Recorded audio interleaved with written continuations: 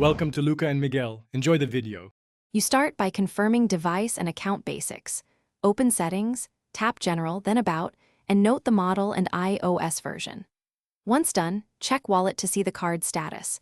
Make sure your Apple ID region and the card issuer's country match. If time or network looks wrong, set date and time to automatic and reconnect to a trusted Wi-Fi. These steps remove most superficial causes of an invalid error so you can move to the real fix. You now remove and re-add the card. In Wallet, select the card, tap Remove and confirm.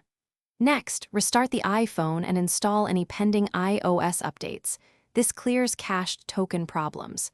When you add the card again, use the camera for accuracy, then enter the CVV and billing address exactly as the bank has them. Make sure to accept any bank verification prompts, otherwise the tokenization fails. Doing this reestablishes the secure. Finish by completing whatever bank verification is requested. Approve the push, enter the SMS code, or call the bank. Do it promptly.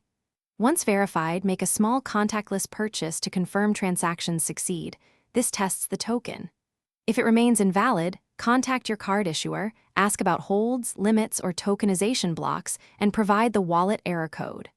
One key troubleshooting tip: if bank verification fails, try a different verified card or a different network before contacting support. This